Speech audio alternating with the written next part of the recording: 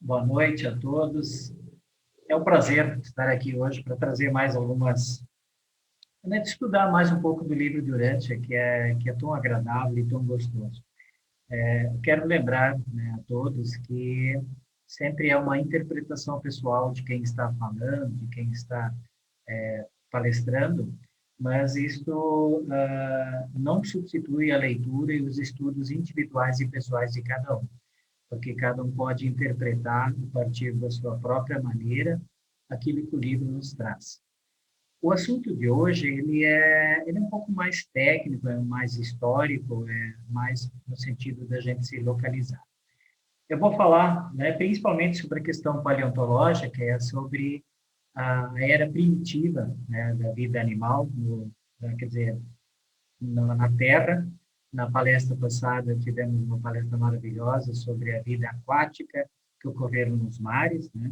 Mas eu também vou entrar em questões geológicas, né? O documento 60 que a gente traz, ele fala sobre todas essas questões. Então, hoje é a aula 224, durante a era vida terrestre primitiva, né? Meu nome é Jorge Lauri Merschbecker e vou falar para vocês sobre isso aqui, né? Sobre este tema, tá? Nós vamos falar mais ou menos no período de 100 mil anos, tá? É dentro da era Mesozoica. Eu coloquei aqui que a gente vai falar um pouco mais do Jurássico e do Cretáceo.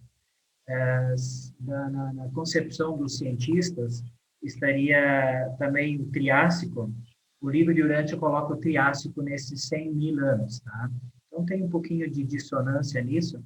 Nós vamos fazer o nosso melhor para entendimento.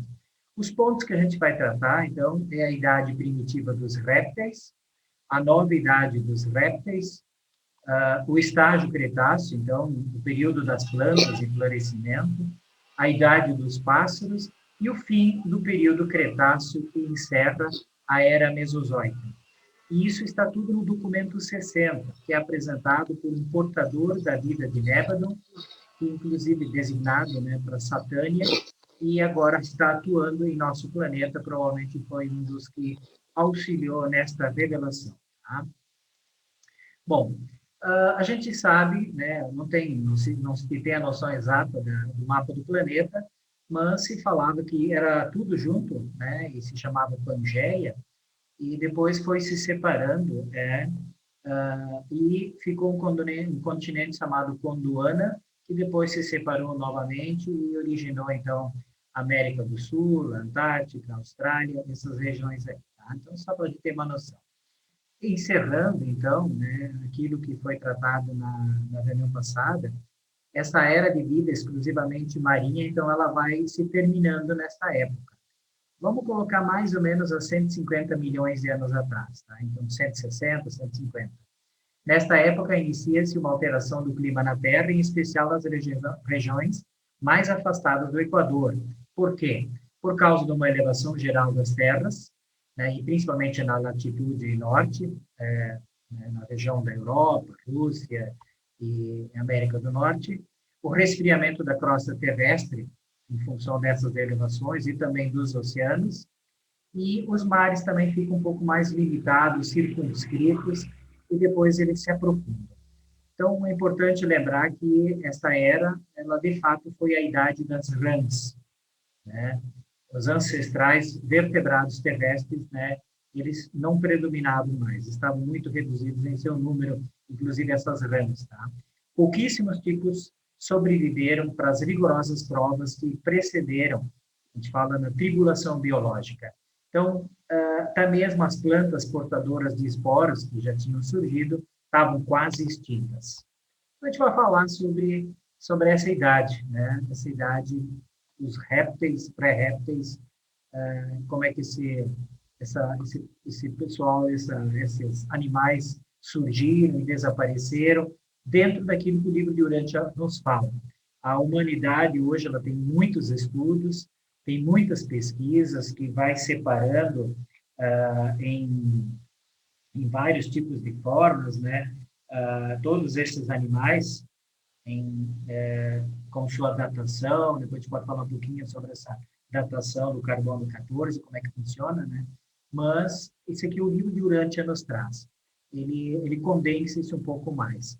Então, a sedimentação, tanto na América quanto na Europa, indicam que o clima desses continentes, nessa época, foi bastante árido, bastante desértico, havendo conglomerados de xisto e arenito, e apareciam também gipsita, né, e camadas de arenito vermelho. Até coloquei nas imagens aqui em redor, onde é que a gente pode ver, aqui bem à direita, o xisto, né, que nós usamos para fazer hoje decoração, a gipsita, que aqui em cima também, e aqui embaixo ela é um pouco mais purificada, e aqui está o arenito vermelho, que também aparece em muitos lugares, né? E a questão da vida desértica que se apresentava muito. Então, onde é que, inclusive nessas regiões, onde é que tem esses tipos de extrato, pode-se observar muitas pegadas de répteis terrestres, e a vida dos animais terrestres, então, era contínua apenas em alguma parte da África, porque nos outros lugares levantava e baixava, né? Na Europa e América do Norte, as espessuras desses depósitos de xisto e arenito, eles podiam chegar, variar entre 900 a 3.000 metros. Inclusive, aqui fala que na costa do Pacífico, ali na América do Norte, chegava a 5.500 metros a esse extrato, a esse substrato, fazendo surgir. Então, inclusive, fala que a lava depois foi subindo e se intercalando dentro desses substratos, fazendo surgir, então, aquilo que a gente pode chamar das camadas dos estratos triássicos. Né? Triássico foi, então, a primeira parte do período da Era Mesozoica. É o período Triássico. Na Europa, especialmente na Alemanha e na Rússia, a gente pode encontrar depósitos desse período. Na Inglaterra tem o arenito vermelho, que também é dessa época, e o calcário, que ficou depositado nos Alpes do Sul, né, eles estão muito presentes lá nas montanhas dolomitas, né, o calcário dolomítico. Até coloquei uma imagem aqui para a gente lembrar na Europa. E também o mármore de Carrara, né? Talvez o nosso colega Marcos saiba bem onde é que tem esse mármore, mas acho que é na Itália, tem, né? Mas por quê? Porque na América do Sul ficou imersa naquela época. Com mais ou menos há 160, 160, 155 milhões de anos, a América do Sul estava praticamente toda ela submersa e não tem esses depósitos aí, conforme apresentado. Agora eu vou começar a falar para vocês sempre de 10 em 10 milhões de anos. Olha que isso é bastante tempo, né, gente? 150 milhões de anos atrás, então, começam os períodos primitivos da vida na Terra. A história do mundo, né? Então, a vida não foi bem, porém melhor do que no fechamento da vida marinha, que foi bastante complicado.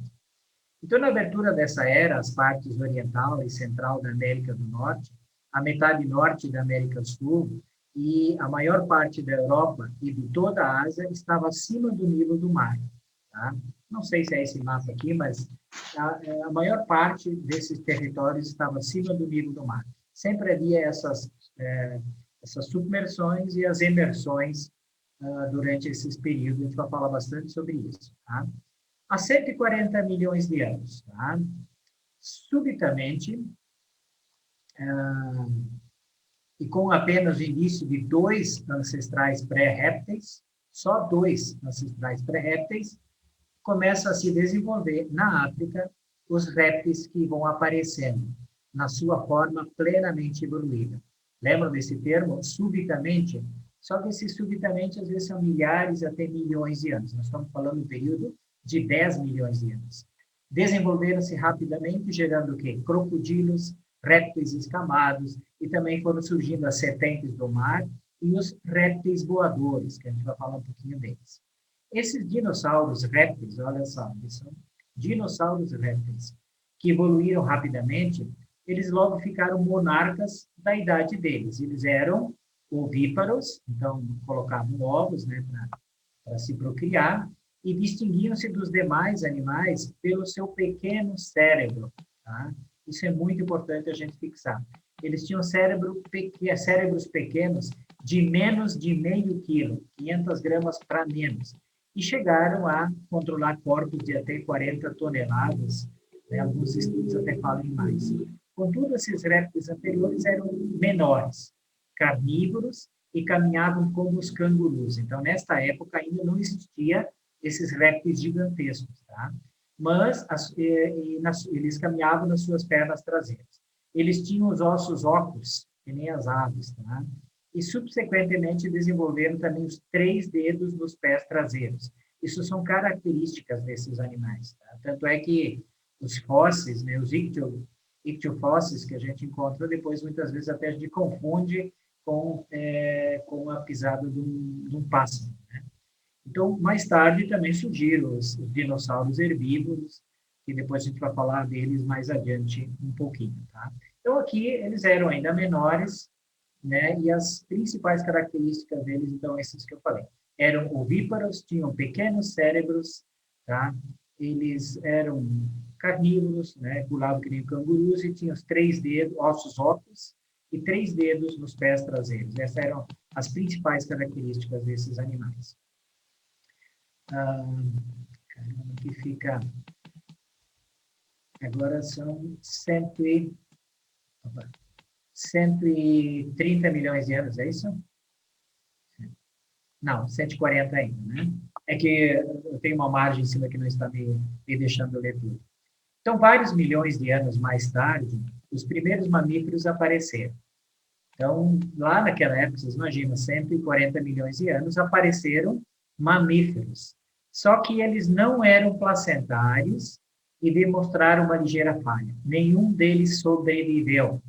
Foi um esforço experimental para melhorar os tipos de mamíferos, mas não tiveram êxito. Alguém quer falar? Não tiveram êxito durante. Eu fico pensando, se tivessem tido êxito, né, a nossa civilização estaria em outro patamar, né? 140 milhões de anos atrás, eles não conseguiam desenvolver os mamíferos, tá? A vida marinha, nesse período, também era bastante escassa. Por quê? Porque as águas ficaram frias, e aí começou a dar esses problemas. Mas melhorou rapidamente com a nova invasão do mar, que fez surgir longas linhas costeiras e águas rasas. Ou seja, as terras foram descendo e novamente formando mares, tá? E aí fica mais quente a água, e aí há a possibilidade da vida andar melhor. Os fósseis desses animais são mais facilmente encontrados na Europa e na Ásia, mais especificamente nas regiões do Himalaia, Sibéria e Mediterrâneo, bem como na Índia e as ilhas da bacia do Pacífico Sul. Um traço importante da vida marinha foi a presença das amonitas. Até eu coloquei aqui embaixo as imagens fósseis de algumas amonitas para vocês terem uma ideia, né? Esses caracóis. Inclusive, né, a maioria era pequena, como tem ali na mão de alguém, mas também tinham exemplares bastante grandes, como aqueles da terceira figura que vocês podem enxergar ali. Tá? Esses amonitas, então, eles preencheram os mares naquela época. Há 130 milhões de anos. Então, os mares haviam mudado um pouco, a Sibéria e a América do Norte estavam conectadas pelo Estreito de Bering, e a vida marinha era rica e única, né? Uma vida rica e única apareceu na costa californiana do Pacífico, onde mais de 1.000 espécies desses amonites desenvolveram-se, né? Dos tipos mais elevados de cefalópodes. As mudanças de vida durante esse período foram, de fato, revolucionárias, não obstante haverem sido transitórias e graduais. Então, esse período, ele se estende mais ou menos por 25 bilhões de anos, né? Ele é conhecido como o período Triássico. Os cientistas nossos dizem que isso já começou há 260 milhões de anos atrás e teria mais ou menos transcorrido em 50 milhões de anos até 190 e poucos milhões de anos. O livro de Urântia fala que isso aconteceu de 150 milhões a 125 milhões de anos atrás, mais ou menos esse período Triássico, né, onde é que surgiu a vida terrestre, teria ocorrido no período de 25 milhões de anos, denominado Triássico, então. Bom, então agora nós temos a nova idade dos répteis. Como estamos agora no período Jurássico, tá? ele iniciou uma nova fase da idade dos répteis. O grande acontecimento desse período, então, foi a evolução e também o declínio dos dinossauros gigantes. Não quer dizer que deixaram de existir, tá? Mas a evolução e o declínio desses animais tão grandes. A vida animal terrestre alcançou o seu maior desenvolvimento em tamanho e havia virtualmente perecido da face da Terra ao final dessa idade. Virtualmente, quer dizer que não tinha sido por completo. Os dinossauros evoluíram em todos os tamanhos de uma espécie de menos de 60 centímetros, né, de comprimento, até imensos dinossauros não carnívoros, até 22 metros de comprimento. Até hoje eu estava lendo, acharam alguns fósseis que chegam a 37 metros de comprimento, né? Então, eles jamais foram igualados em porte de criaturas vivas da Terra. Tá? Hoje a gente sabe que existem as baleias, que são maiores do que isso e mais pesadas, mas a nível de terra eles nunca mais foram igualados. O maior dos dinossauros é que fala que surgiu na América do Norte. Então, esses répteis monstruosos estão enterrados em toda a região das Montanhas Rochosas, ao longo de toda a costa do Atlântico, da América do Norte, na parte oeste da Europa, na África do Sul, na Índia, mas não na Austrália, né? Então, isso nós já tínhamos falado também. Na Austrália, os animais ficaram menores. Tá? Então, as criaturas pesadas tornaram-se menos ativas e fortes quando cresceram demais. E exigiam uma quantidade muito grande de alimentos e a terra estava infestada, ou seja, tinha muitos. E o livro de Urântia, ele diz que eles literalmente morreram de fome e tornaram-se extintos. Por quê? Porque faltava-lhes inteligência para enfrentar as situações. Né? Os cientistas, né, fazem crer que eles sucumbiram por causa de um meteorito, 60 e poucos milhões de anos atrás, mas o livro de Urântia nos diz que eles, quando ficaram muito grandes, eles ficaram lentos, né? E exigia muito comida, tinha muitos, até eu já vou falar agora para vocês que alguns deles andaram fazendo outras coisas para poder fugir desta situação. Então, né, animais enormes, né, que ficaram muito grandes, até existem cálculos, né, como é que eles podem ter ficado tão grandes. Na realidade, o peso, ele tem uma relação a ver com o tamanho, mas como esses animais conseguiram desenvolver ossos óculos, eles conseguiram ficar maiores, conseguindo mais alimento e, por fim, cresceram mais, então, mais ainda, mas sem ficarem mais pesados. Tá? Há 120 milhões de anos, então, foi uma idade da água doce, com muitos lagos interiores, abundantes fósseis desta época se encontram nos leitos, inclusive, né, fala muito dos Estados Unidos, nos rios de Morrison, nos estados de Morrison, Colorado, Montana e Wyoming. O mesmo mar polar que se estendeu até tão distante na América do Norte, de igual modo, cobriu toda a América do Sul, excetuando-se as montanhas andinas que surgiram em seguida. A maior parte da China, bem como a Rússia, foi inundada, mas a maior invasão de água entre todas se deu na Europa, ou seja, né, em outros lugares não falar, mas a Europa ficou muitos metros abaixo, milhares de metros abaixo do nível do mar, uma certa época. A flora desta idade, ela é acrescentada pelas coníferas e pinheiros, que passam a existir, e tornam-se mais e mais como as variedades atuais. Então, algum carvão ainda estava se formando ali perto do Mediterrâneo. A vida marinha dessa época aperfeiçoou-se e desenvolveu-se bastante, especialmente nas águas europeias. Tá? Então, claro, estamos falando da vida terrestre, mas a vida nas águas, nos mares, os oceanos não deixou de continuar se desenvolvendo. Então, corais, crinoides, amonitas dominavam os mares e foram surgindo esponjas, lulas, ostras, né, por toda a parte e que continuavam a evoluir. Tá? Então, aqui tem só algumas imagens. Há 110 milhões de anos, então, no meio do período Jurássico, né, os potenciais de vida marinha continuaram a despontar. Né? O ouriço do mar começa a surgir, aqui em cima à esquerda, coloquei uma imagem pequena, e foi uma das mutações destacadas dessa época. Também começaram a surgir caranguejos, lagostas, os tipos modernos de crustáceo começaram a aparecer. Mudanças notáveis ocorriam também na família dos peixes, né? Um tipo de esturjão. Aqui embaixo, a quarta imagem, nós temos um esturjão, né? Eu coloquei aqui ainda peixes, esturjão, né? E interessante falar que as ferozes serpentes do mar, né?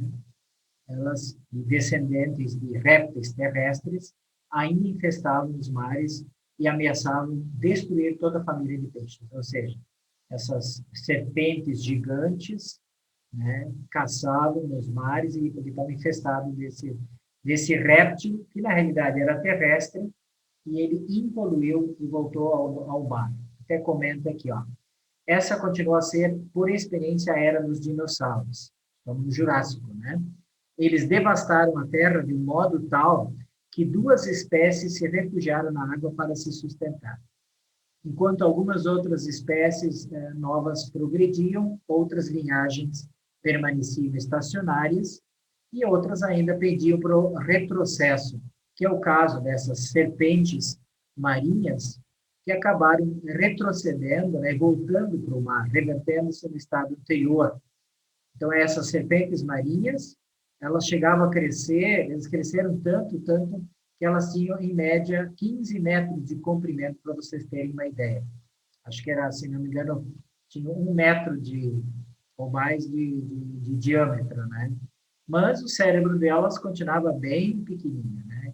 Então, esses imensos ictiossauros, né, eles alcançavam esses 15 metros, a maioria tinha, no mínimo, 10 metros. E os crocodilos marinhos.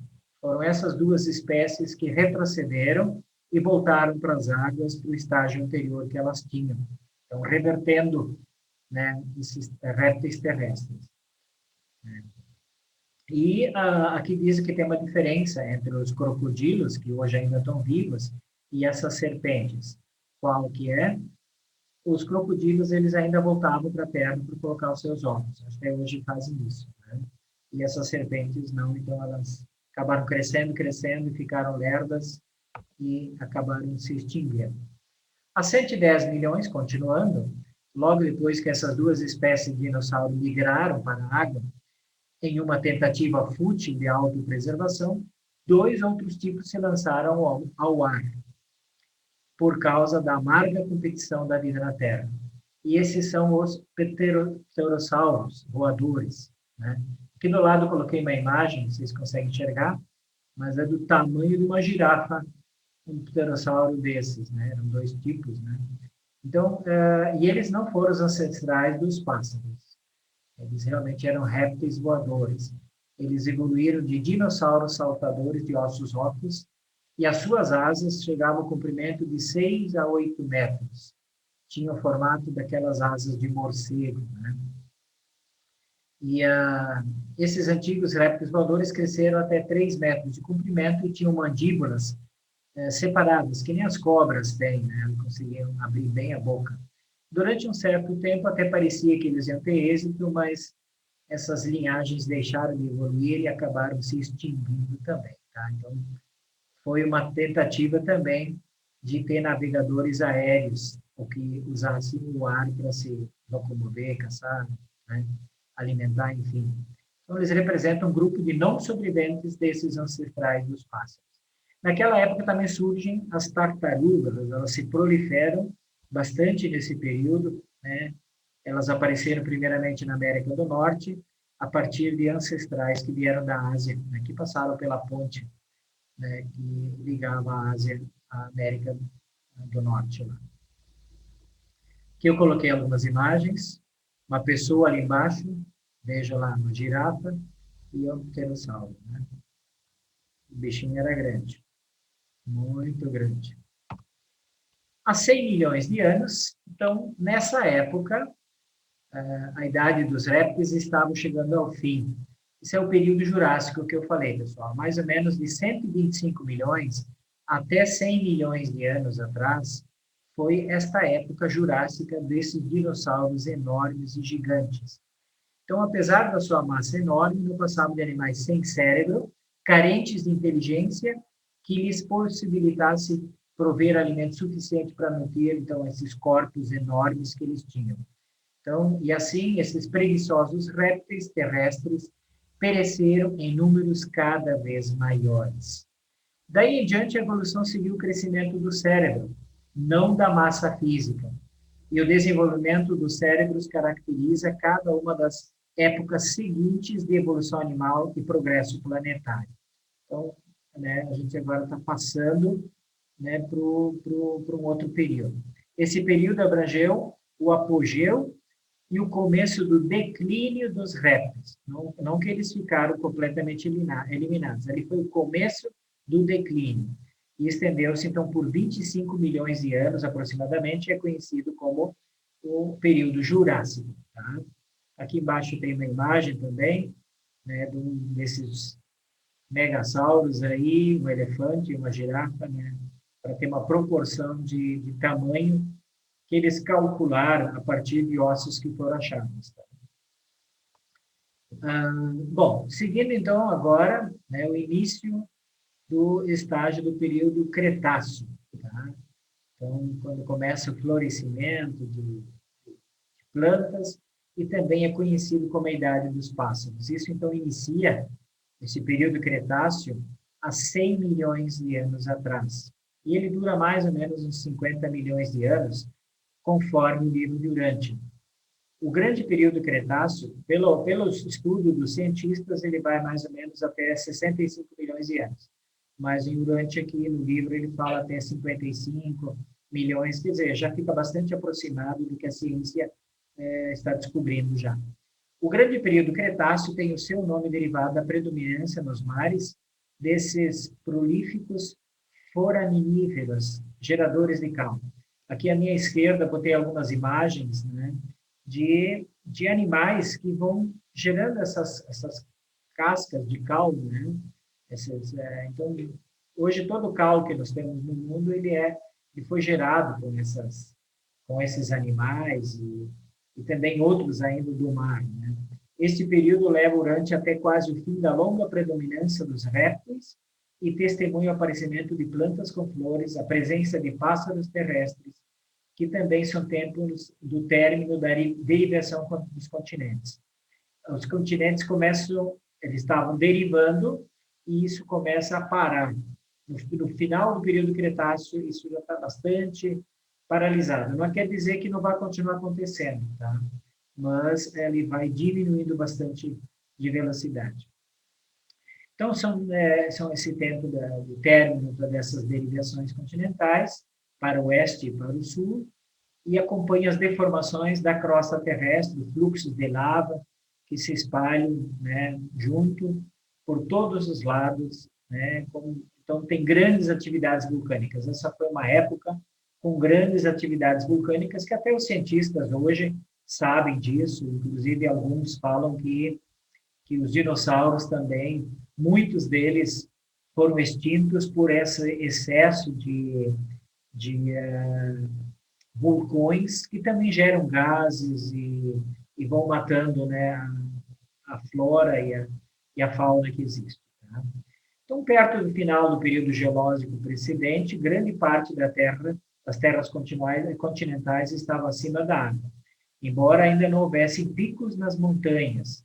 Todavia, à medida que a movimentação da terra continental prosseguia, encontrou seu primeiro grande obstáculo no leito profundo do Pacífico.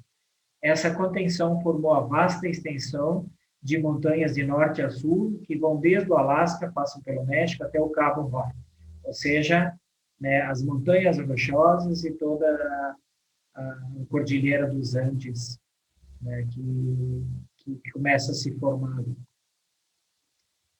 Aqui, continuando, então, nessa mesma época, né,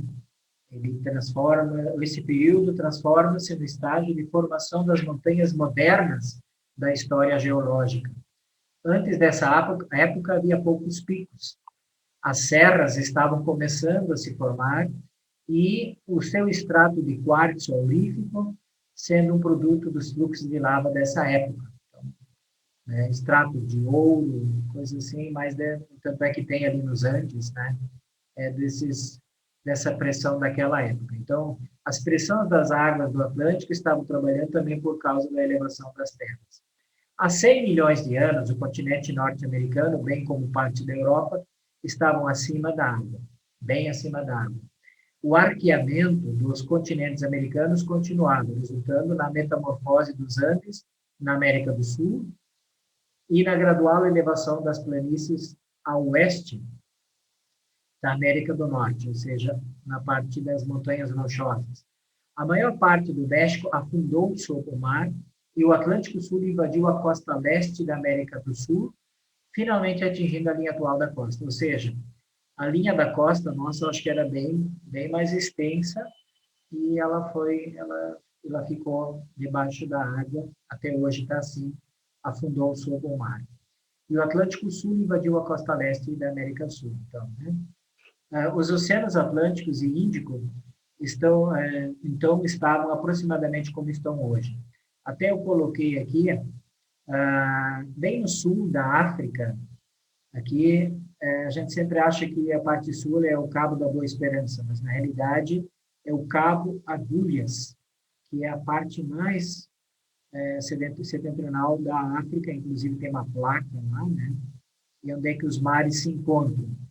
E aí, de um lado, o Oceano Índico é um pouco mais quente do que as correntes que vêm da Antártica e que passam do lado aqui da África e sobem, né? Aqui do outro lado, isso aqui é o mar Atlântico e o mar perdão, Pacífico, tá? Parece que as águas não se misturam. Muito interessante isso. Então, eu quis trazer aqui para a gente ver também, por várias questões. Temperatura, densidade, né? Então, É Índico, né? Atlântico e Índico, né?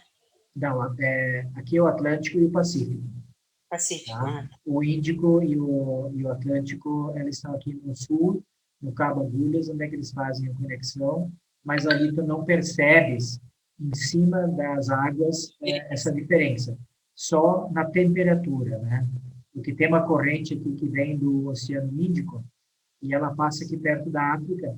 Então, aqui tem uma flora subaquática bem interessante, com águas mais quentes, enquanto que a flora aqui, do lado do Atlântico, são águas mais frias, é diferente da do Índico. Tá? Agora, essa foto aqui é do outro. É que eu não achei uma que fosse de cima. Assim. Obrigado pela introdução. Nesta época, aqui fala agora 95, agora vai ser de 5 em 5 milhões de anos. Tá? Então, há 95 milhões de anos, as terras americanas e europeias começaram a afundar novamente. Os mares do sul começaram a invadir a América do Norte e gradualmente estenderam-se para o norte, conectando-se ao Oceano Ártico, ou seja, né, entraram ali, separando praticamente, né, o lado leste e oeste da América do Norte, gerando a segunda maior submersão do continente. Quando esse mar finalmente se retraiu, deixou o continente mais ou menos como é que ele está hoje. Tá? Grandes atividades vulcânicas também ocorriam no sul dos Alpes e ao longo das linhas costeiras, atualmente das montanhas da Califórnia. A maior deformação da crosta em milhões e milhões de anos teve lugar no México. Grandes mudanças também ocorreram na Europa, Rússia, Japão e parte sul da América do Sul. Então, olha só, dentro desse período Cretáceo, que loucura, né? De vulcões subaquáticos que fizeram surgir terras, e assim foi indo. Foi levando, descendo e subindo. Tá? O clima tornou-se crescentemente diversificado. Lembro que eu falei que ele ficou bastante frio. Aqui ele volta a esquentar um pouco novamente quase todo o planeta. Tá? Aqui fala que as angiospermas, há 90 milhões de anos, emergiram desses mares cretáceos primitivos e logo cobriram todo o continente. Angiospermas são essas árvores coloridas e com flores, tá? Inclusive eu deixei embaixo aquela amarela ali para ter uma ideia. Essas plantas terrestres subitamente apareceram junto com árvores como figueiras, magnólias, árvores de tulipas, né? Até coloquei ali embaixo, né? Botei a imagem de uma figueira, a imagem de uma árvore de tulipas, aqui bem à minha direita, à nossa direita na tela, magnólias, né? A fruta pão aparece também, até eu coloquei uma imagem ali para facilitar um pouco, né? A gente não conhece tantos assim, e as palmeiras também, né? Mas nós estamos aí com a audiência do Brasil inteiro, vocês devem conhecer mais que eu algumas coisas aí. E aqui diz que nenhum animal terrestre novo apareceu nessa época. Então, os dinossauros que tinham sobrado, né, pouco menores, estavam aí pulando por tudo. Aqui o Estreito de Bering, nessa época, né, acho que 85 milhões de anos, ele fechou-se, isolando as águas em resfriamento dos mares do norte, até então, e a vida marinha das águas no Golfo do Atlântico e aqueles do Oceano Pacífico diferiam grandemente devido a diferenças, variações de temperatura, né? E agora, então, se tornavam um pouco uniformes de novo ali. Os depósitos de calcário glauconito deram nome a esse período.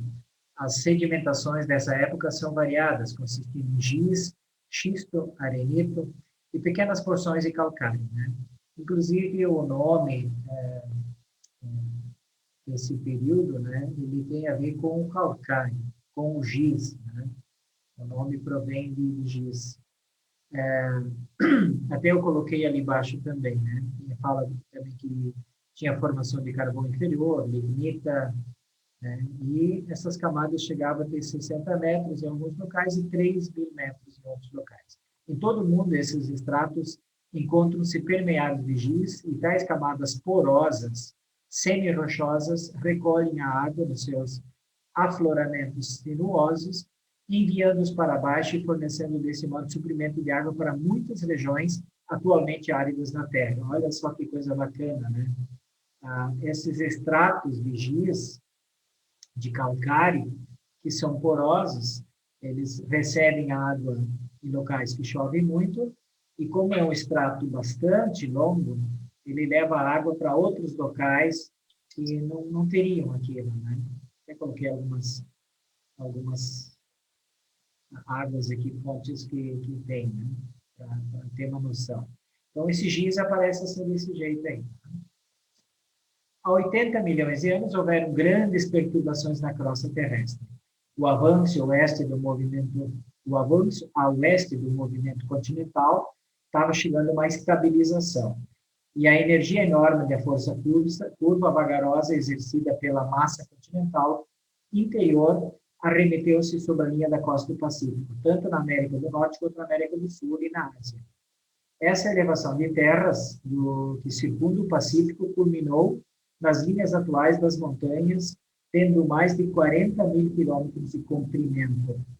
E os solevantamentos de terra que acompanharam o seu nascimento foram as maiores distorções da superfície ocorridas desde o aparecimento de vida em Urântia. O fluxo de lava, tanto acima quanto abaixo da superfície da Terra, eram muito extensos e espalhados. Até eu coloquei aqui uma imagem. Aqui estão todos os vulcões do Pacífico, né? Que também foi subindo, né? Toda a Cordilheira Andina aqui, e também as montanhas rochosas, e bem como muitos submarinos, né? E aqui na costa da China, do Japão, enfim. Né? Coloquei aqui também algumas montanhas para mostrar como são. Essas aqui, acho que a maioria são daqui da região das montanhas rochosas. Nesta época ficou assinalado o fim, nesses 75 milhões de anos, das derivações continentais, do Alasca ao Cabo Horn. Então, né, ali trancou, a cordilheira começou a subir ali, porque estava trancando no fundo do Pacífico. Tá? Então, isso estava praticamente completo, mas haviam ainda poucos picos. O contragolpe da paralisação da derivação continental continuou a elevar as planícies a oeste, na América do Norte, enquanto a leste as desgastadas montanhas Apalachianas, do Apalache, da região da costa do Atlântico foram projetadas diretamente para o alto com pouco ou nenhuma inclinação de mergulho. Então, aqui até eu coloquei, aqui tem a América do Sul, né? Ela se trancou e foi subindo, e essa região aqui, o oeste, também foi subindo. Aqui nos Estados Unidos fica mais claro, porque aqui os Montes Apalaches também começaram a subir aqui. Tá? Essa região toda aqui é das montanhas rochosas, elas não se formaram uma vez só, elas se formaram em várias etapas. Aqui é um dos lugares onde é que a Terra subia, descia, né? E aqui no meio, então, essa parte que tinha os mares internos, que às vezes atravessavam e às vezes. Tá? Há 70 milhões de anos, aconteceram as distorções da crosta ligadas à elevação máxima da região das montanhas rochosas. Um grande segmento de rocha foi empurrado a 25 quilômetros da superfície até a Colômbia Britânica. Calma, eu achei também que era 25 quilômetros para cima, mas não foi isso. Na realidade, ela empurrou a rocha na direção oblíqua, né, para a Colômbia Britânica, que fica ali no Canadá. Até eu coloquei aqui uma imagem dessas montanhas na Colômbia Britânica. Tá? Então, e ali as rochas cambrianas foram arremessadas obliquamente para cima das camadas de Cretáceo. Na declividade leste das montanhas rochosas, perto da fronteira canadense, houve um outro empurrão espetacular. Neste podem ser encontradas as camadas de pedra da pré-vida afastadas por sobredepósitos cretáceos, então recentes.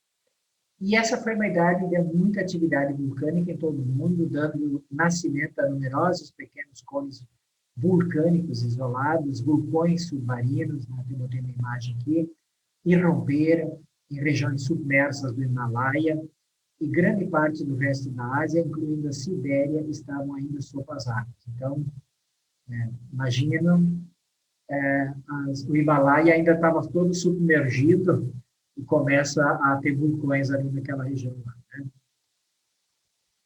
Há 65 milhões de anos, nós já vamos chegando quase no fim do período Cretáceo, né? Não sei se não estou indo muito rápido, ocorreu um dos maiores fluxos de lava de todos os tempos. As camadas de depósito desse fluxo e do anterior não são encontradas nas Américas, ao sul e ao norte da África, na Austrália e em partes da Europa. Isso aqui fecha um pouquinho, pessoal, com aquilo que os cientistas hoje no planeta estão descobrindo, que houve um grande fluxo de lavas naquela época de 65 milhões de anos atrás, e que isso também, alguns conjecturam, né, teorizam que os dinossauros foram mortos também, principalmente por causa desses fluxos de lava, de toda essa movimentação que houve nessa época, mais ou menos de 65 milhões de anos atrás, que é quando eles também falam que caiu aquele meteorito lá no México, na região do Golfo de Yucatán, né?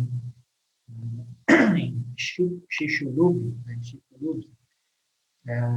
Que tem toda uma área que está marcada onde caiu esse meteorito. Então, os animais terrestres sofreram pouquíssima mudança, mas por causa da imensa imersão continental, especialmente na América do Norte, a América do Norte tinha subido e desceu novamente. Eles, aqui fala em, desculpe, aqui está agora emersão. Não, mexe ali.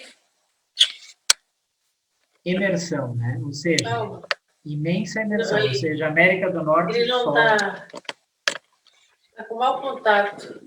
Alguém não tem o microfone aberto. Então, a América do Norte emerge e aí multiplicam-se rapidamente muitos animais. A América do Norte, naquela época, foi o grande campo de evolução dos animais terrestres dessas épocas. A maior parte da Europa ainda estava sob as águas, ou seja, estava afundada. O clima ainda era quente e uniforme. As regiões do Ártico estavam desfrutando um clima muito parecido ao atual na parte central e sul da América do Norte, ou seja, estava bem quentinho lá em cima no Ártico. Tá? E tinha animais por tudo, então. Uma grande evolução da vida vegetal também estava acontecendo. Entre as plantas terrestres, os angiospermas, ou seja, aquelas árvores coloridas, predominavam.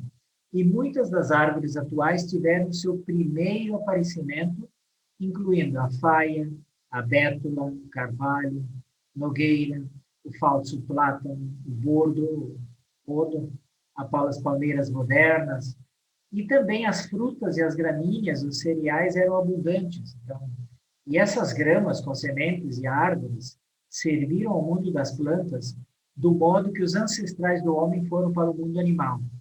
Ou seja, os segundos em importância evolucionária apenas em relação ao aparecimento do próprio homem. Tá? A importância evolucionária de surgimento indivíduo. Tá? Então, foi uma época assim que realmente as plantas, as gramíneas, os cereais, isso começou a se expandir. Subitamente, sem gradação preparatória, a grande família das plantas de flores também sofreu mutações. E esta nova flora logo se espalhou pelo mundo inteiro. Então, aqui até eu coloquei, né? Aqui que é a faia, né? Faia são essas árvores aqui, acho que tem uma folha meio redondinha, né? Parecido com a da pera, né? Não é, acho que não é da nossa região. As bétulas são essas árvores aqui, ó. Não conheço direito também. Bordo são esses plátanozinhos aqui, né?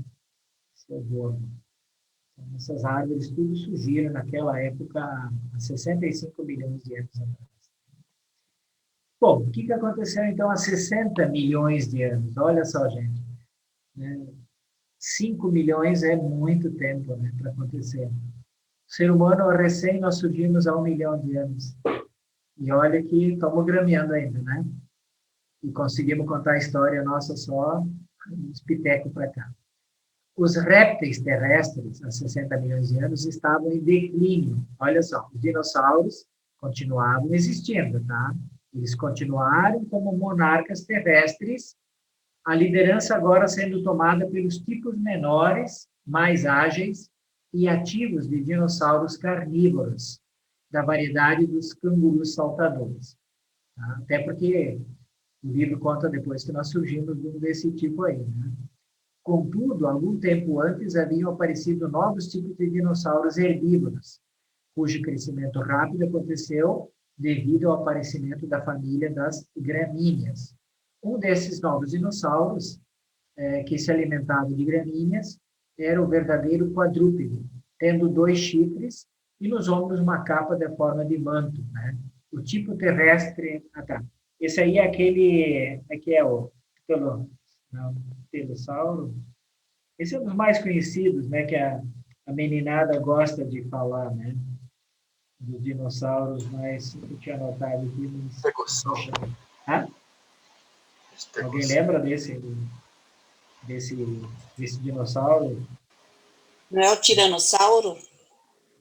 Não é o Rex? Estegossauro? Estegossauro. Esse aí. Estegossauro. Esse é o estegossauro, que é aquele que tinha aqueles 2 chifres, tinha uma capa assim, né? E que aparece muito, inclusive muito registro nos Estados Unidos, lá onde é que surgiu as primeiras pesquisas. Na realidade, para vocês terem uma ideia, pessoal, a paleontologia, né, os primeiros fósseis foram encontrados no século XIX, quando os cientistas começaram a fazer os primeiros registros. Aí, em 1824 foi o primeiro registro, né, de um fóssil dinossauro. Então, de lá para cá que eles conseguiram registrar algumas coisas. Depois, no final, eu vou comentar um pouco sobre isso também. Bom, então, esses estegossauros, né? Mas também o tipo terrestre tartaruga apareceu. Só que não é pequenininha, com 6 metros de diâmetro. O que vocês acham? Eita, tartaruga, hein? Dá um cozido e tanto, né? Como também o moderno crocodilo, as cobras verdadeiras do tipo moderno. Grandes mudanças estavam também ocorrendo nos peixes e em outras formas de vida marinha. Então, há 60 milhões de anos atrás, tudo isso estava acontecendo. Pela ciência atual, já tinha caído um meteoro, né? Lá por 64 milhões de anos atrás. E também surge o quê? Uma coisa interessante. Aves pernaltas e os pré-pássaros nadadores das idades primevas não haviam tido êxito no ar, e do mesmo modo que os dinossauros voadores também não o tiveram. Foram espécies de vida curta, logo se tornando extintas. Então, pessoal, isso aqui foi a segunda tentativa de ter navegadores do ar, ou seja, de ter seres que sabiam voar. A primeira foi aqueles répteis, né, aqueles dinossauros, né? E agora, então, eles tinham tentado novamente com esses pré-pássaros, pássaros nadadores e essas aves pernaltas, que também não deu certo. Então, ficaram submetidos à mesma condenação dos dinossauros, né? Ou seja, a destruição, porque tinham pouquíssima massa cerebral. Em relação ao tamanho do próprio corpo. Falhou essa segunda tentativa de gerar esse tipo de animal, que pudesse navegar pela atmosfera, como falhou também a tentativa abortada de produzir mamíferos durante essa idade, na idade precedente. Então, acho que ali também eles estavam tentando mais alguma coisa. Essa aqui aqui, ó, botei uma imagem de uma possível tartaruga de 6 metros de diâmetro aqui. Tá? Esses dinossauros aqui também eram considerados os mais rápidos. Né? Aqui está o estegosauro, aqui também tem uma imagem. Tudo, claro, a partir de ossos eles foram fazendo esses desenhos. Tá? Aqui tem outros tipos também. Até eu anotei o nome de todos eles, mas é muita coisa. Há 55 milhões de anos, então, seguindo, né, a nossa marcha evolucionária, foi marcada pelo aparecimento súbito dos primeiros pássaros verdadeiros. Então, uma pequena criatura semelhante a um pombo foi o ancestral de toda a vida avícola. Esse foi o terceiro tipo de criatura voadora a aparecer na Terra e originou-se diretamente do grupo dos répteis. Não veio dos dinossauros voadores dessa época, nem dos tipos anteriores de pássaros terrestres com dentes. E assim, essa se tornou conhecida como a Idade dos Pássaros, bem como a do declínio dos répteis. Então, aqui, os répteis realmente foram se extinguindo e foi surgindo os pássaros, tá? Vocês têm que imaginar tudo que é em milhões de anos, né? E depois, na aula seguinte, nós vamos falar sobre os mamíferos, já que vão surgir, né? Então, esse grande período Cretáceo estava próximo do seu fechamento e o seu encerramento assinala o fim das grandes invasões dos mares, adentro dos continentes. Isto é verdadeiro particularmente para a América do Norte. Né? Vocês viram que ali, depois tem mais umas imagens aí, onde houvera nada menos do que 24 grandes inundações. Tá? Então, claro, eles falam bastante da América do Norte, né? Até porque as revelações surgiram lá, né? Mas a América do Norte chegou a ter 24 grandes inundações, fora as pequenas. Tá? Mas nenhuma dessas pode ser comparada em extensão e longas invasões marítimas dessa idade e das precedentes. Esses períodos alternados da predominância da terra e do mar ocorreram em ciclos de milhões de anos, gente. Tá? Não foi assim, agora tudo afunda e morre tudo. Não. Tudo isso era muito lento, era em milhões de anos. Essas elevações e afundamentos do fundo dos oceanos e níveis de terra dos continentes aconteceram segundo ritmos multimilenares. E esses mesmos movimentos rítmicos da crosta vão continuar dessa época em diante na história da Terra, mas com frequência e extensões decrescentes. Tá? Então, pessoal, vai continuar acontecendo, tá? Só que é muito lento, vai ser milhares de gerações. Tá? Há 55 milhões de anos ainda, esse período também testemunha o fim da deriva continental e da formação das modernas montanhas de Urântia. Tá? Então, a deriva já da forma que nós conhecemos. Né?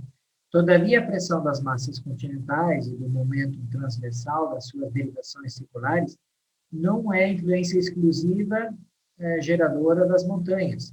O fator principal e básico que determina a localização de uma cadeia de montanhas é a planície pré-existente ou a depressão que se tornou preenchida pelos depósitos, relativamente menos pesados, gerados na erosão da terra e movimento marinho das idades precedentes. Ou seja, olhando aqui, né, se aqui tem muito sedimento, é isso que vai gerando e vai dobrando a terra e vai forando, e aqui do outro lado, provavelmente, tem algo que segura, rochas ou alguma coisa que está segurando. Mas o que precede, né, que vai... Porque a Terra também tem o seu movimento, né? Então, ela vai gerando isso. Essas áreas mais leves da Terra, algumas vezes, têm de 4.500 a 6.000 metros de espessura. E, portanto, quando a crosta é submetida à pressão por uma causa qualquer, essas áreas mais leves são as primeiras a dobrar-se para cima e a subir para permitir o ajustamento compensatório das forças de pressão e conflito, as quais trabalham na crosta da Terra ou sob a mesma, muito baixo. Algumas vezes, esses levantamentos de terra ocorrem sem dobras. No caso, porém, do levantamento das montanhas rochosas, ocorreram grandes dobras e mergulhos, combinados com enormes arrastamentos das várias camadas, tanto subterrâneas quanto da superfície. Tá? Eu coloquei aqui algumas imagens para a gente ter uma noção, né? Por exemplo, aqui está o Japão, né? Então, essa área aqui, ela pode, com o tempo, virar um mar interior, né? E fechando isso, né? Aqui também no Mediterrâneo, né, a gente pode ver, hoje tem muitos lugares mais profundos, né? Aqui está o Mar Cáspio também, né? Mas, e aqui, né, a gente vê também na América do Sul, né, como essa parte aqui que foi subindo tudo, e aqui claramente, né, que teve aqui, claro, os vulcões e tal, e foi jogando. Aqui nos Estados Unidos que é fácil de ver, né? Olha as montanhas rochosas. Tanto aqui, bem para dentro do continente, como aqui na costa da Califórnia, né? Olha só, também tem montanhas aqui. E aqui no interior, até tem alguns mares internos, que são os grandes lagos, né? Ali perto de Chicago, são coisas que ainda sobraram daquele tempo, onde é que a água invadia aqui e encostava, inclusive, com a parte norte, com o Oceano Ártico, né? Só para a gente ter uma noção como é que isso pode acontecer. Jorge, Oi? sabe o que eu sempre me admirei quando eu olho algumas montanhas? Que algumas montanhas, elas têm, assim, o pico delas, né? Não é um pico, é plano. Parece, eles chamam de mesa, né? Tem algumas... Platô. Planalto, platô. Platô, não sei. Eles são planos, assim, não tem o pico da montanha. Ele forma um plano em cima da montanha, parece um aeroporto até. E tem vários locais, assim, tem no Brasil, tem algumas, e nos Estados Unidos tem uma até que chama Mesa mesmo, né? E eu não lembro se no livro de Urântia comenta alguma coisa sobre esse tipo de formação, porque é tão plano em cima, inclusive nos Andes também tem esses... Parece que, assim, pegaram uma serra e cortaram a parte de cima da montanha. No documento 60 não especifica isso, Lília, mas eu acredito que quando há a pressão, né, vai levantando certas partes que são, por exemplo, planícies, ela vai empurrando e uma grande extensão vai levantando. E aí depende do substrato de material, rochas que tem, algumas delas, pelas chuvas ou por outras questões atmosféricas, vão mantendo uma parte e outra vai caindo, ou rios que vão passando e comendo do lado, né? Acho que deve ter muitas explicações, né? Eu entendi. Porque se é uma planície que levanta de repente, né?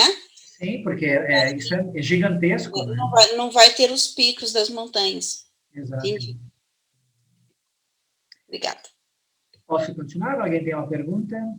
Está quase no final ali. Então, o fim do período Cretáceo, tá? Da era Mesozoica. As montanhas mais antigas do mundo, então, estão localizadas na Ásia, na Groenlândia e ao norte da Europa, entre as do antigo sistema este-oeste, ou seja, leste-oeste. As montanhas de idade intermediária estão no grupo que circunda o Oceano Pacífico e no segundo sistema europeu leste-oeste, as quais nasceram aproximadamente ao mesmo tempo. E essa gigantesca elevação tem quase 16 mil quilômetros de comprimento, estendendo-se desde a Europa até as elevações das terras nas Antilhas. Aqui eu vou conversar com vocês sobre isso. Tá? As montanhas mais recentes estão no sistema das montanhas rochosas, onde durante muito tempo as elevações das terras ocorreram apenas para serem sucessivamente encobertas pelo mar, embora algumas dentre as terras mais elevadas hajam permanecido como ilhas. A região atual das montanhas rochosas norte-americanas não é a elevação original daquelas terras. Houve elevações, nivelamento e reelevações. Os picos de Pikes e Longs são exemplos notáveis que se mantiveram 2 ou mais gerações de vidas das montanhas. Esses 2 picos mantiveram-se sobre as águas. Mas lembrem que foram 20 e poucas submersões e elevações. Né? Deixa eu ver.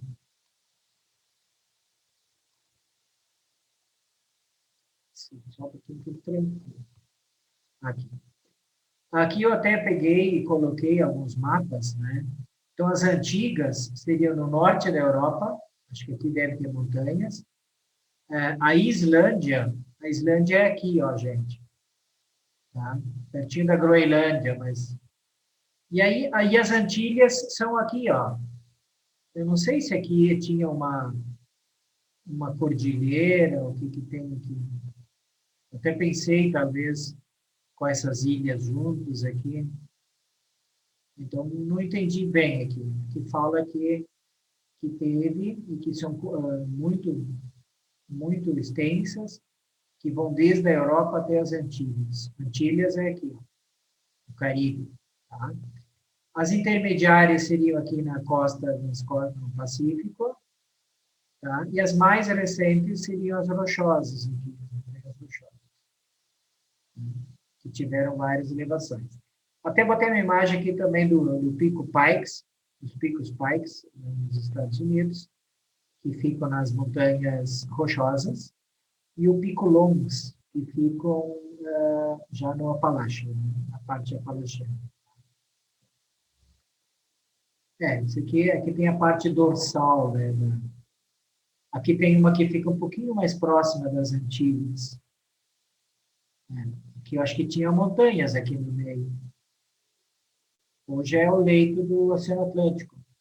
Então, é difícil, né? Porque são tantos milhões de anos que a gente acaba não podendo quase se achar, né? Bom, biologicamente, bem como geologicamente, esta foi uma idade ativa e cheia de acontecimentos na Terra e sob as águas. Os ouriços do mar aumentaram em número, enquanto que os corais e os crinoides diminuíram. Os amonites, de influência preponderante durante uma idade anterior, também declinaram rapidamente. Nas terras, as florestas de samambaias foram amplamente substituídas pelos pinheiros e outras árvores modernas, incluindo as gigantescas sequoias. Tá? Eu botei uma aqui do lado, a sequoia gigante. Ao final desse período, enquanto os mamíferos placentários ainda não haviam surgido, olha só, pessoal, estamos aqui falando de 55 milhões de anos atrás. O livro de Urântia fala que os mamíferos placentários não haviam surgido. Sei que a ciência fala em 58 milhões de anos que teria surgido o primeiro mamífero, pelo cálculo do carbono 14. E o estágio biológico foi completamente estabelecido para o aparecimento de uma idade subsequente dos primeiros ancestrais dos futuros tipos de mamíferos. E assim, termina uma longa era de evolução do mundo, estendendo-se desde o primeiro aparecimento da vida terrestre, que seria mais ou menos há 150 milhões de anos atrás, até os tempos mais recentes dos ancestrais imediatos da espécie humana e das suas ramificações colaterais. Então, este período Cretáceo engloba 50 milhões de anos. Tá? Lembra que eu falei 25 milhões de anos seria o Triássico, pelo livro de Urântia. Outros 25 milhões de anos, o Jurássico, e o Cretáceo, 50 milhões de anos. Se encerra a era pré-mamífera da vida terrestre, que se estende por um período de 100 milhões de anos e é conhecido como Mesozoico. Tá? Então, esse seria mais ou menos o que foi colocado no período. Tá? Deixa eu colocar um pouquinho para vocês, aqui eu vou sair um pouco. Eu fiz uma pequena pesquisa também, como é que eles calculam o carbono 14, eu não sei se talvez alguns de vocês saibam, né, melhor do que eu, né, mas fiz alguma leitura. Então, na realidade, como é que os cientistas calculam isso? O carbono 14, ele sofre influência lá em cima, na atmosfera, dos raios solares, né, dos raios que vêm de fora, e depois ele é incorporado por todos os seres vivos do planeta. Tá? E aí, como é que eles calculam isso? Esse carbono 14, eles chamam de radioisótopo, ou seja, radioativo, coisa parecida. Ele passa por um outro carbono chamado carbono 12, que é estável. Então, quando eles vão fazer uma análise de alguma biomassa que eles encontram, tá, orgânica, eles calculam quantos tem ainda de C14 e C12. Então, cada 5.740 anos, ele vai caindo para metade, o C12 em relação ao C14. Então, um exemplo, 11.480 anos vai ter um quarto de C14 ainda. 22.960 vai ter um oitavo de C14 ainda. Então, é este cálculo que eles estão fazendo para encontrar a data, né, possível, provável, tese, em teoria, dos tempos passados, de quando existiram esses animais. Tá? E eu também procurei assim, tá, mas quantos dinossauros, quantos eles acharam já, né? Então, os cientistas hoje, eles têm um cálculo aí, eles encontraram em torno de 500 gêneros e em torno de 1.000 e poucos diferentes espécies de dinossauros. Tá?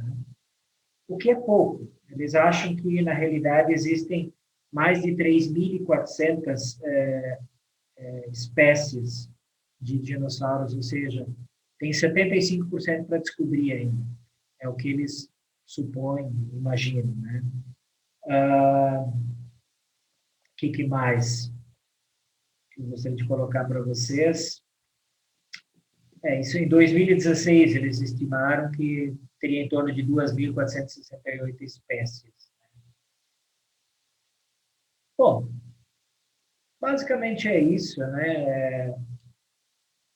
Esse meteoro, eles falam que aconteceu lá há 66 milhões de anos atrás, na Península de Yucatán, no México, conhecido de todos essa informação. Né?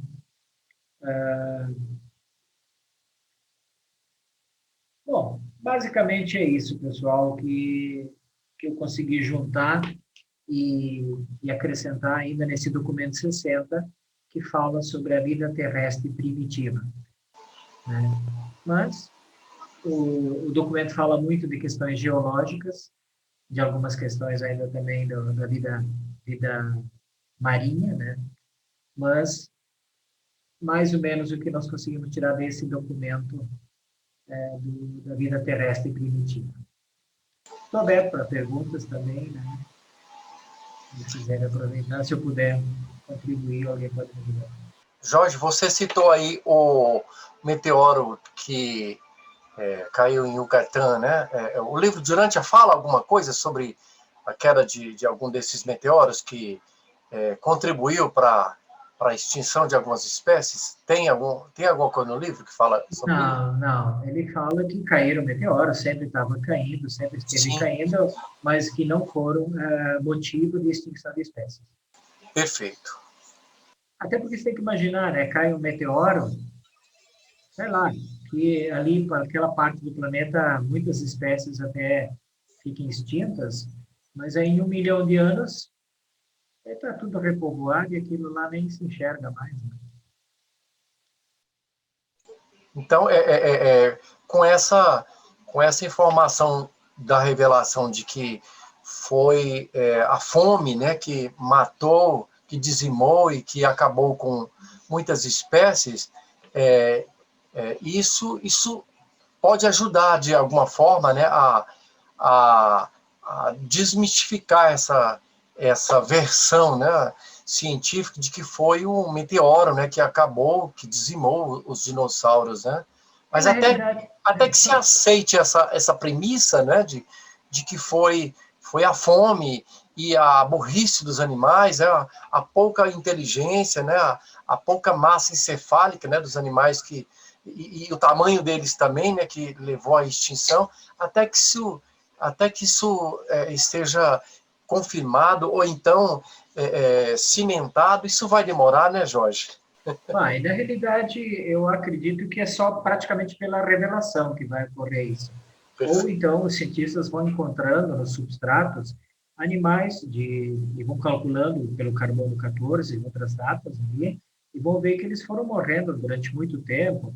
Isso é só na realidade, uma hipótese, e que nem todos os cientistas concordam com essa hipótese, né? E nós, na realidade, estamos recebendo uma revelação, não há nenhum... Para provar isso cientificamente é muito complexo. Até tem cientistas dizendo que os animais não eram burros, que pelos cálculos que eles fazem, eles viram que eles eram muito ativos, esses animais, né?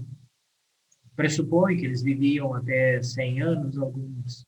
Então, quer dizer, na realidade é um conjunto de coisas, eu até anotei aqui, está se discutindo o tamanho, comportamento, a comunicação desses animais entre eles, a forma reprodutiva, a fisiologia, se tinham penas, o esqueleto, tudo isso é calculado e eles ficam fazendo conjecturas. Mas surgiram dos répteis, né? Então, são tudo parecido com pássaros. Só que daí, lá pelas tantas, descobrem que existem dinossauros que andam, são quadrúpedes. Então, esse já não se enquadra mais naquele tipo. Então, já surgem novas conjecturas, novas hipóteses novamente. E não dá para falar para eles, olha assim, eu acho que o correto é o cientista realmente correr atrás, tentar descobrir. Daqui a pouco eu vou descobrir que o carbono 14 não é sempre exatamente 5.740 anos, que dependendo na história, quando havia mais oxigênio ou menos, talvez esse número foi decaindo. Né? De vez em quando até descubro algumas teorias novas, até eu posto sempre em algum dos nossos grupos de WhatsApp, onde é que a gente sempre vê. Agora, por exemplo, essa semana surgiu que a Via Láctea tem muito mais planetas com oceanos e com ar do que eles imaginavam. Há 3 semanas atrás eu vi um outro post que na realidade existe muito menos estrelas muito menos galáxias do que supunham, que o cálculo como é que chama, o equipamento fez lá, ele fazia um cálculo matemático errado, então não existem tantas galáxias quanto eles achavam. Ele fazia uma multiplicação que não era verdadeira. Então, que na realidade vai surgindo, talvez vai levar milhares de anos ainda essas conjecturas todas, né, de como é que isso vai indo. Mas eu acho interessante saber essa história. O livro de Urântia traz isso tão mastigadinho. Acho muito gostoso. Eu gosto muito de geografia, de história, e poder entender um pouco isso. Parabéns pela apresentação, muito legal. Parabéns. Muito obrigado, Um Jorge. pouco maçante, né? Mas Parabéns, Jorge. Não, não foi bastante, não. Parabéns, Jorge. não dá para pegar curiosidades, sei lá. Não, olha, uma das coisas que a gente não aprende é, por exemplo, eu não lembro, acho que faltei essa aula, não sei se estão ensinando isso hoje aí, mas que os répteis, eles voltaram para o mar, né? O livro fala em só dois deles, só Dois serpentes tipos e de os répteis crocodilos marinhos. voltaram. E daí, quando estava naquela leitura, eu lembrei daquele monstro marinho lá, Ictiosauro. não, que diz que aparece na Inglaterra. O Lago de Ness. Lago Ness. Até lembrei daquilo, nossa, será que não tem algum lá ainda? E esse monstro, né, esse monstro marinho, essa cobra, né, como é que ele chama? Cobra marinha, né? Monstro do Lago Ness. Monstro do Lago Ness. Não, mas eu digo anteriormente, né, que essa cobra comia toda a bicharada lá do mar. Se alimentar no mar. Agora, o mais interessante também, que a gente não lembra ter aprendido, é esses dinossauros tentarem voar. Gente, que não deu certo. Mas então, aquele animal lá que você mostrou, né, que não deu certo, por que será que não deu certo? Não lembro. Não, é que eles eram muito grandes e, pelo livro, fala em dois espécimes, né? E que acabaram também sucumbindo, porque não resolveu, né? Na realidade, a Terra talvez estava muito infestada, mesmo que eles fossem para outros lugares, não resolveria, né? Eles Mas é que nem você olhar hoje, rato, raposa voadora, também existe. Tem mamíferos lá, bom, tem os morcegos, mas existe a raposa, existe cobra voadora, que se joga. Claro, não sai voando, né? Existem uns é que na realidade... pulam na árvore, né? É que na realidade, acho que o livro ele traz, porque esses cientistas, como é que a gente chama? Esses geneticistas, eles imaginam, porque existem seres em outros planetas que voam, e que são inteligentes como nós. Então, foram tentativas de criar seres inteligentes que pudessem andar nos ares, assim como existe nos mares, assim como nós saímos por fim terrestres, né? Então, em outros planetas deve funcionar isso. Acho que por isso que eles falam dessa forma, uma forma que nós não conseguimos entender, né? Ficamos conjecturando, sabe? Jorge e Lília, quando o livro fala de o termo subitamente, acho que é aí que está o fio da meada, né? Os geneticistas, os portadores de vida, né? Eles manipulam de alguma forma, né? Aí que os reveladores usam a expressão subitamente, né? É aí que eles mexem os pauzinhos lá e na genética eles fazem alguma coisa para acontecer, né? Uma espécie nova ou então uma extinção nova. De alguma forma eles manipulam, né? Eu acho que eles só foram proibidos de mexer quando surgiu a mente humana pensante, né? Sim. Aí eles tiveram que parar um pouco.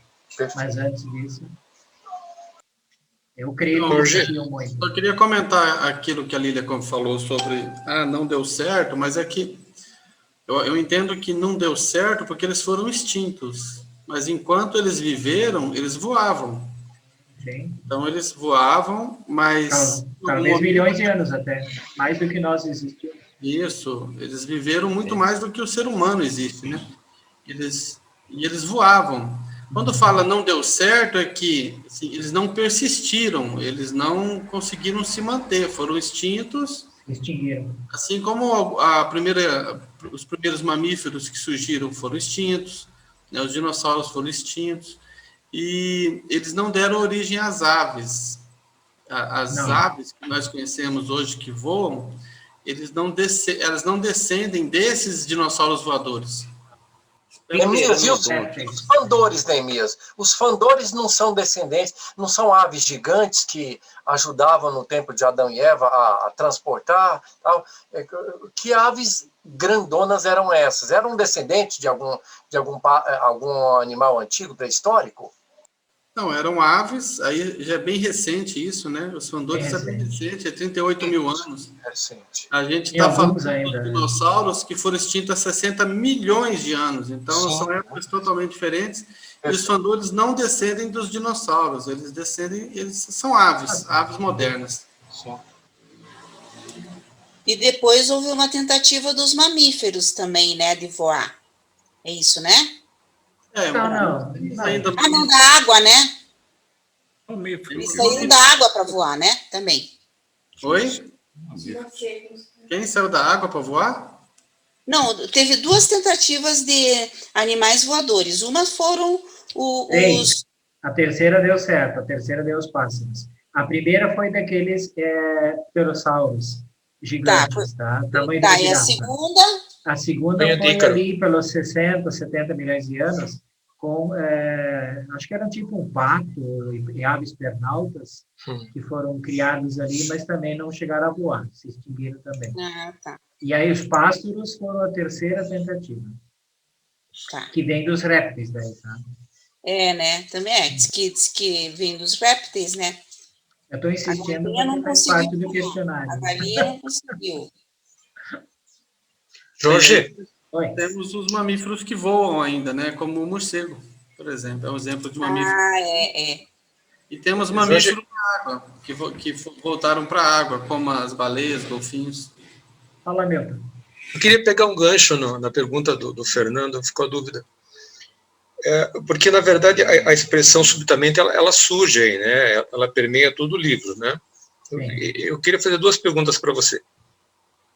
Se a expressão subitamente para ti, elas são gatilhos presentes no histórico do nosso DNA, para eventualmente, em certas circunstâncias, serem disparados, né? Ou se são situações assim que muito específicas em que, na verdade, existe o dedo divino. E por que eu te pergunto isso? Eu te pergunto porque, na verdade, outra informação muito forte que o livro nos traz é que, na verdade, tudo aqui ainda está por ser formado, né? Nós somos um planeta de evolução, e eu falo em evolução não só da raça humana, mas evolução de todo o planeta, né? Inclusive fauna, vegetação, tudo isso está para ser formado, independente de algum tipo de participação humana. Então, o planeta ele tem uma carga de desenvolvimento muito grande para ser explorada, né? E quando você compara essa carga de desenvolvimento em relação a nós, por exemplo, tudo bem, a gente sabe que, na verdade, as missões que nós tivemos aqui, as tentativas de... Você desligou o teu microfone, Milton. Desculpe, caiu aqui. Até onde você me ouviu? Não, o que você estava falando das tentativas, sabemos que o ser humano já está... Então, a minha dúvida é essa. A gente observa que, em relação a todo o resto, essa carga evolutiva ainda está presente, ela é muito latente, e vai levar aí milhões e milhares de anos, milhares e milhões de anos para se desenvolver. Mas o livro, em várias vezes, ele me deixa um pouco insatisfeito, porque, uma vez que nós saibamos, então, do tropeço evolutivo, ele nos diz que, na verdade, no mais das vezes, a gente vai estar largado à própria sorte da ciência, de que ela descubra os meios aí para que essa evolução do homem aconteça, né? E a minha pergunta para você seria essa: se essa carga latente evolutiva, se esse disparo, uma vez que você, por exemplo, vem entender que esse disparo, esse subitamente é algo presente no nosso DNA, se esses gatilhos deixariam de existir porque a gente atingiu um ápice evolutivo, né?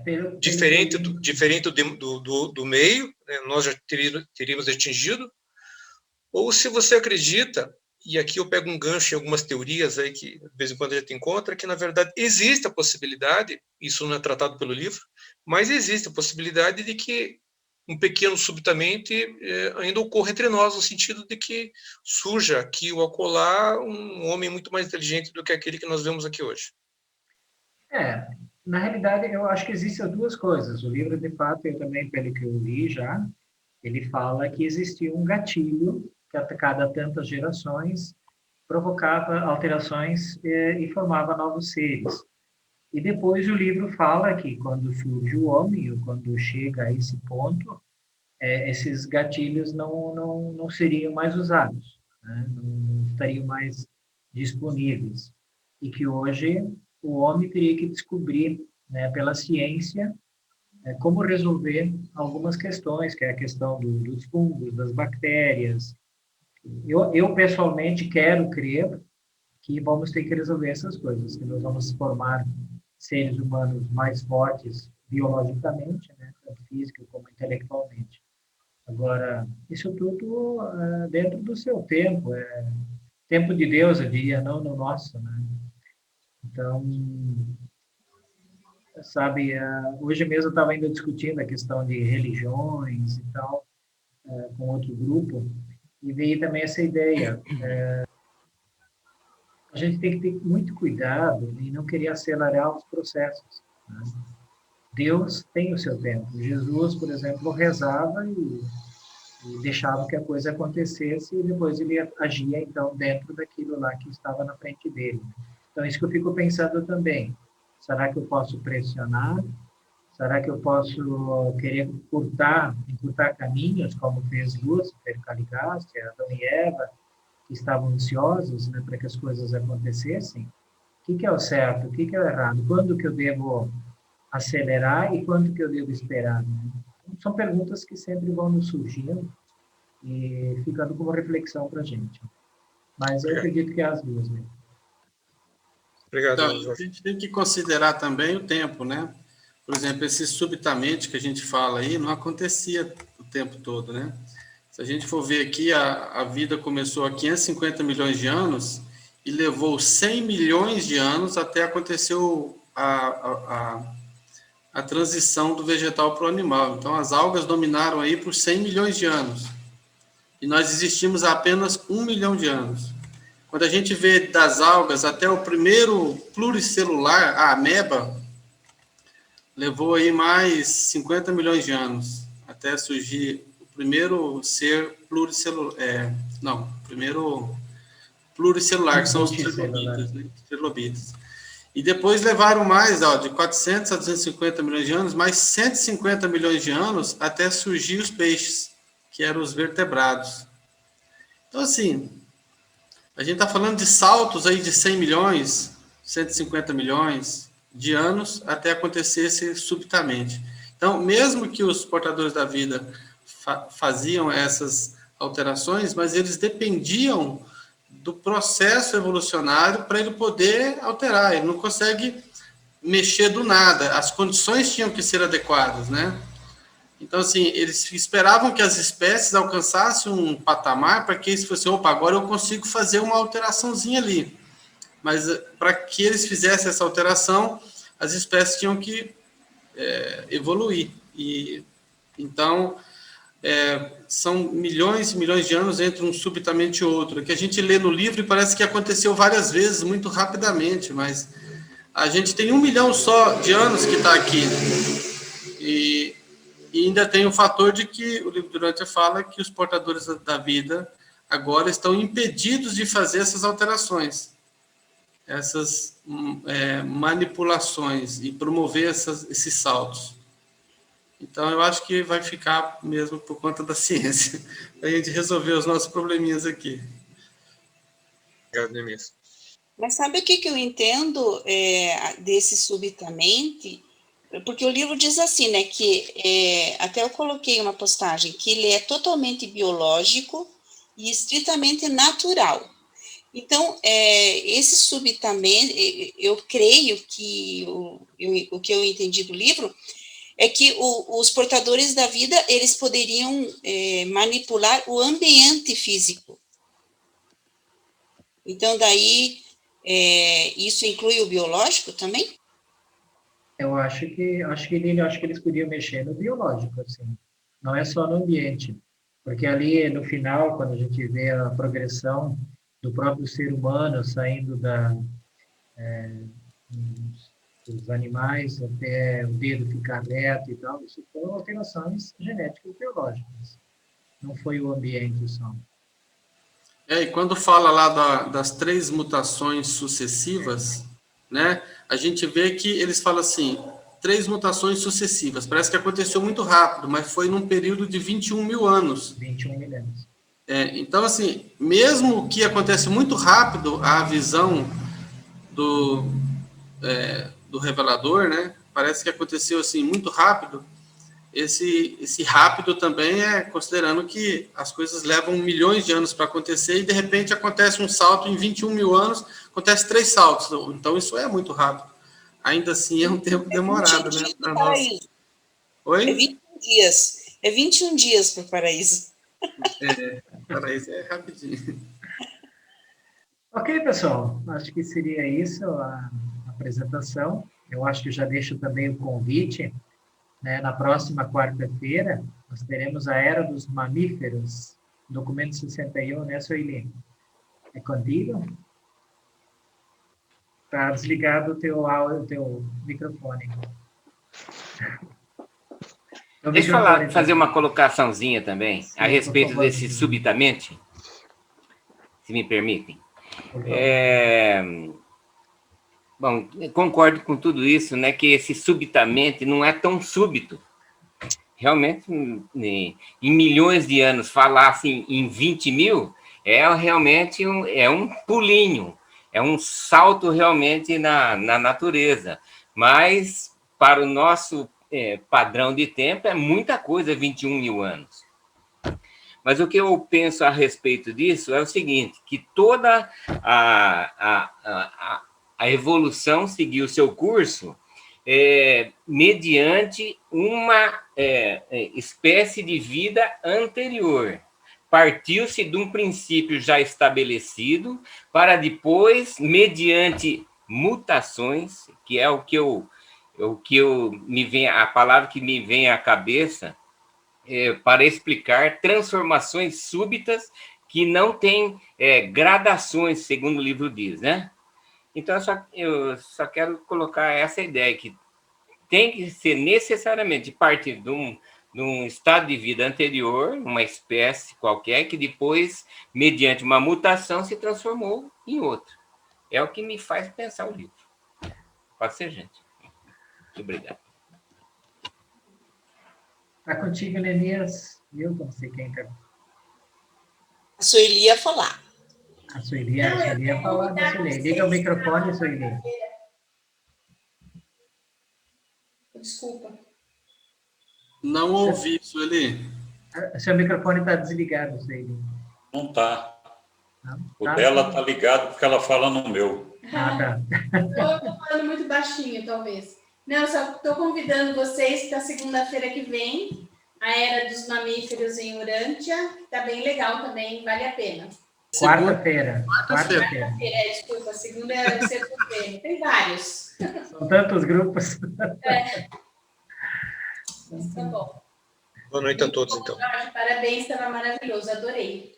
Obrigado. Parabéns, Jorge, estava ótimo. Obrigado. Parabéns, Jorge. Parabéns, Jorge. Luiz Brito, obrigado. Boa noite, pessoal. Bem-vindo, Parabéns, Jorge. Muito obrigado. Gostei muito das vossas videoconferências. Entendo também os idiomas, quindi isso é muito importante. Convida uns para assistir os italianos agora. A energia é muito boa. Dá para sentir. Obrigado, querido. Obrigado. Um abraço. Boa noite a todos. Para vocês todos também. Parabéns, Jorge. Obrigado. Boa noite, até sexta. Boa noite. Boa noite a todos. Buonanotte a tutti.